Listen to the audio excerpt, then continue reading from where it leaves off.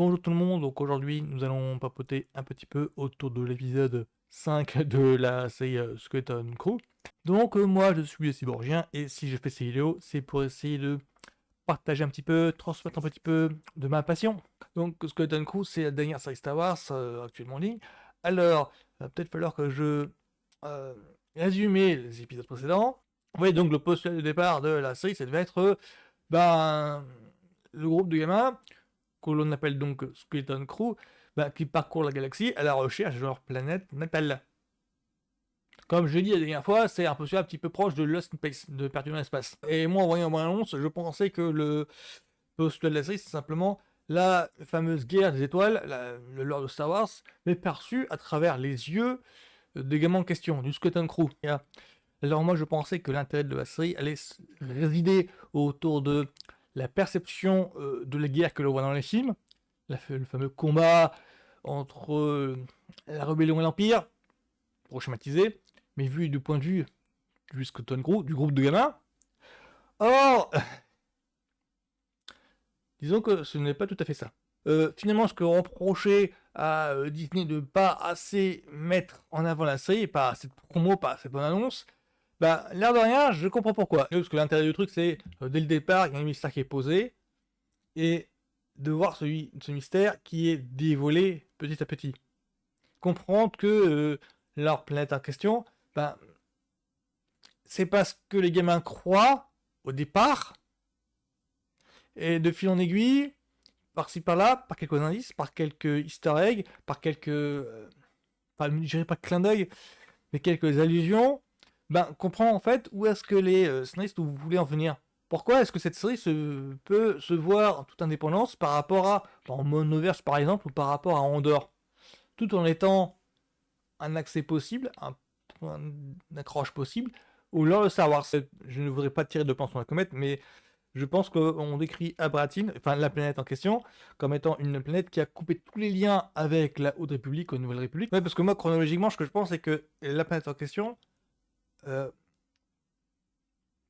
a coupé tout lien avec Coruscant.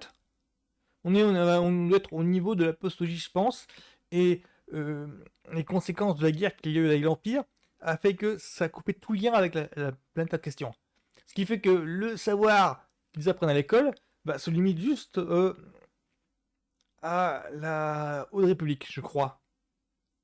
C'est ça ma théorie, c'est que là on a demandé de gamin qui ne connaît rien de l'univers extérieur, normal, parce que leur planète a coupé tous les ponts, et du coup tout ce qu'ils savent autour de l'univers, galaxie extérieure, est périmé depuis plusieurs décennies. Est-ce qui explique pourquoi est-ce que ils ont quelques bribes d'informations, pourquoi est-ce que les Jedi par exemple, ils n'ont pas le droit d'en parler, parce que je crois que les Jedi c'est une légende urbaine, enfin une légende, une sorte de mythe. Oui, parce qu'un des gamins qui parlait de Jedi, ça m'a fait penser à Rey qui est en cause, comme étant quelque chose de...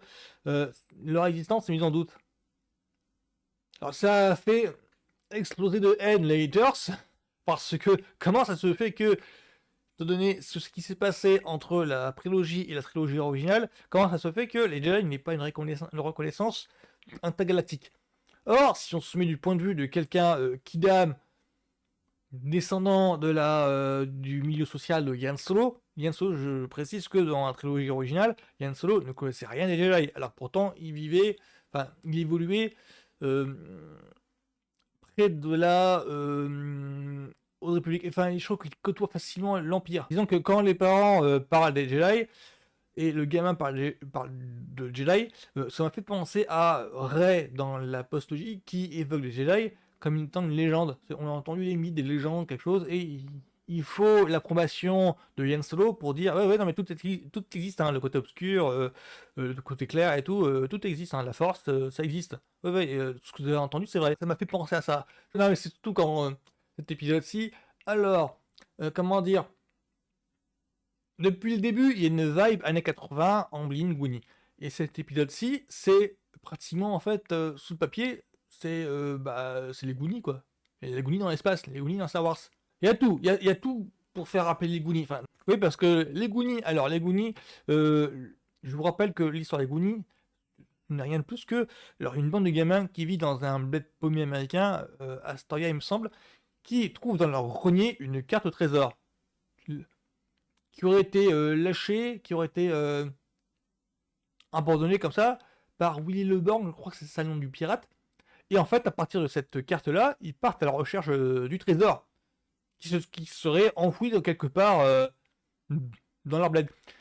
Enfoui quelque part, caché quelque part, sous un bar miteux. Je ne plaisante pas, je crois que c'est vraiment ça le pitch à l'écrit. Ouais, qui aurait été perdu, abandonné sous un bar miteux au, au bord d'une falaise, je crois.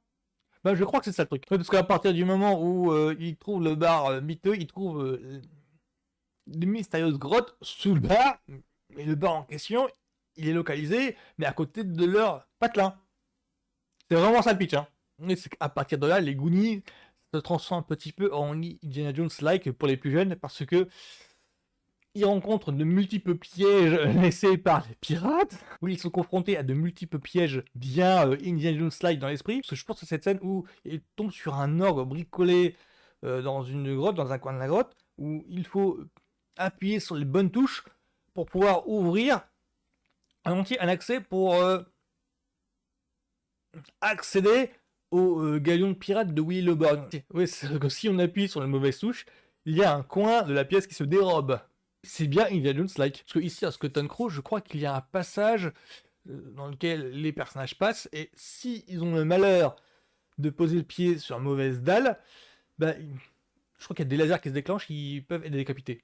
Alors, bien dans l'esprit d'une épreuve de Indiana Jones et la dernière croisade. C'est pour ça que cette semaine, alors, pour moi, ce sera un épisode un petit peu, je dirais de routine, dans le sens où c'est le genre d'épisode que promettait le point de départ.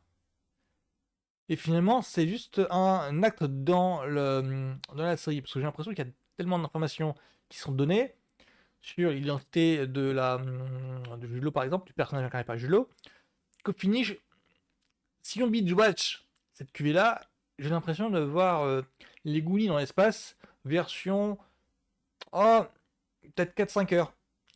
J'ai pas l'impression d'avoir vu un épisode de série, j'ai l'impression d'avoir vu un acte d'un film. C'est pas déplaisant, ça ne rien, c'est pas déplaisant. Parce que du coup, il y a tout le niveau sérialesque, action, rebondissement, cliffhanger, qui est bien dans l'esprit de Star Wars. Disons que j'hésite à montrer mon enthousiasme, ou à avouer que ça m'a douché, parce que depuis le début, ça se veut, les Goonies version Star Wars, c'est pas ce à quoi je m'attends quand je vois une série Star Wars. Moi, quand je vois une série Star Wars, je pense au Mandoverse, je pense à, il y a peut-être Andor aussi, et là, ça se veut une série plus kids, et c'est pas mon délire, mais simplement que l'angle adopté, c'est-à-dire Amblin version Star Wars, oui d'accord, ils assument, c'est assumé comme tel, donc c'est bueno. C'est simplement que c'est pas trop ma cam à ce niveau-là. J'ai l'impression d'avoir passé l'âge. C'est ça mon souci. Donc Sweet Crew, pour moi, c'est impeccable. J'attends vraiment la fin pour voir la vision d'ensemble, en fait, ce qu'il voulait faire. J'ai un petit peu une petite déception sur celui-là parce que je me dis, ah, c'est pour ça, en fait. Bah,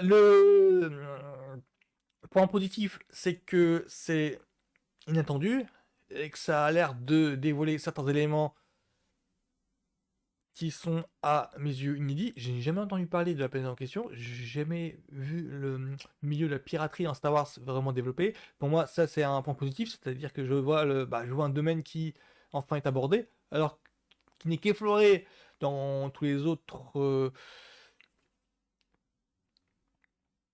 itérations, je dirais. Enfin, la piraterie dans Star Wars, je ne sais plus du tout où ça a été dévoilé avant. Dans les films, j'ai pas l'impression. Parce que Boba Fett n'est pas un pirate, hein, qu'on soit clair. C'est un chercheur de primes, c'est pas pareil. Je ne pensais pas trop que la piraterie. Ah, quoique, voilà. Dans Star Wars épisode 7, il y a effectivement des questions de piraterie. Je crois qu'Yann Solo a faire des pirates. Donc pour moi, c'est un élément qui est bon à développer. Donc, il y a la piraterie dans Star Wars, voilà.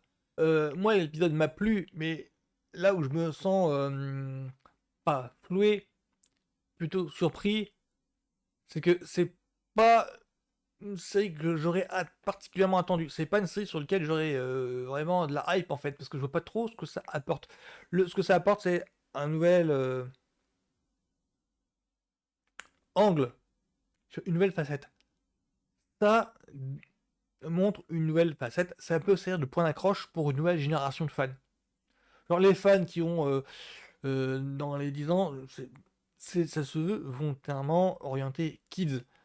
Comme je le dis depuis le départ, c'est vraiment Star Wars version Amblin, version les Goonies quoi. Et je sais qu'il y a un public pour ça tout le temps. Il y a tout le temps un public pour ça. Donc moi, c'est encore Bruno. Je me sens simplement un petit peu floué par rapport à mes attentes, mais rien de grave, vraiment rien de grave. Donc voilà, ce sera tout pour moi sur Skeleton Crew épisode 5. Donc beaucoup de choses à apprendre sur les pirates. Oui, effectivement, il y a beaucoup de choses à apprendre sur les pirates. Là, le titre, en fait, là, il est pas mensonger. Là, c'est vraiment beaucoup de choses sur la piraterie et développé. J'ai vraiment l'impression de voir le dernier acte sur les Goonies, version SF, version Star Wars. En cela, c'est respecté. Voilà, voilà, donc ce sera tout pour moi sur Skeleton Crew épisode 5. Donc, juste tout le monde, à la semaine prochaine.